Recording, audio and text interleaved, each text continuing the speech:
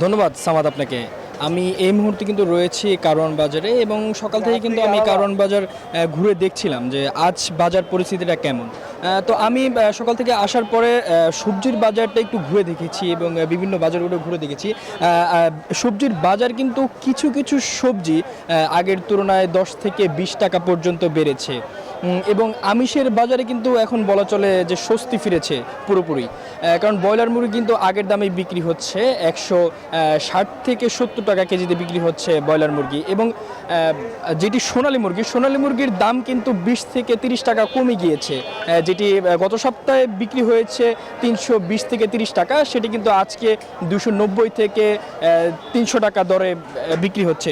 এবং আমি যদি আজকে একটু সবজির বাজারে দেখাতে চাই এবং বলতে চাই সবজির বাজারে যে সবজিগুলো একটু দাম বেড়েছে সেই সবজিগুলো যদি বলতে চাই, টমেটো এবং হচ্ছে শসা কিন্তু সবচেয়ে বেশি দামে বিক্রি হচ্ছে আজকে। টমেটো বিক্রি হচ্ছে 100 থেকে 120 টাকা এবং শসা কিন্তু বিক্রি হচ্ছে 70 থেকে 80 টাকা কেজিতে। এবং ঢেঁড়স কিন্তু বিক্রি হচ্ছে আপনার 50 থেকে 60 টাকা কেজি দরে। এবং আমরা আজ মরিচের দাম দেখেছি, কয়েক সপ্তাহ যাবতই কিন্তু মরিচের দাম স্থিতিশীল রয়েছে 60 থেকে 70 টাকা এবং 80 টাকা পর্যন্ত। এমন দামে কিন্তু আমরা দেখছিলাম যে এমন দামেই কিন্তু মরিচ বিক্রি হচ্ছে। এবং যদি আমি একটু বলতে যাই, ডিমের ডজন কিন্তু আজ বিক্রি হচ্ছে 120 টাকা বা 110 টাকা। ডিমের ডজনের এই দাম কিন্তু গত সপ্তাহের তুলনায় আগের মতোই রয়েছে বলেও আমরা দেখেছি। এবং আজ কিন্তু মাছের দামে আমরা দেখেছি যে বেশ ঊর্ধ্বগতি। গত সপ্তাহের তুলনায় কিন্তু আজকে মাছের দাম বেড়েছে 100 থেকে 150 টাকা কেজি দরে। এবং খাসির মাংস এবং গরুর মাংসের বাজার কিন্তু স্থিতিশীল রয়েছে কয়েক সপ্তাহের তুলনায়। আজ গরুর মাংস বিক্রি হচ্ছে 800 টাকা এবং খাসির মাংস বিক্রি হচ্ছে 1200 টাকা কেজিতে। তো রাজধানী থেকে এই ছিল আমার কাছে সর্বশেষ তথ্য। এখন চলে যাবো আমাদের আরেক সহকর্মীর কাছে, নয়ন বড়ুয়া জয়। তিনি রয়েছে চট্টগ্রামে। জয়, আপনি জানাবেন চট্টগ্রামের পরিস্থিতি আজ কেমন?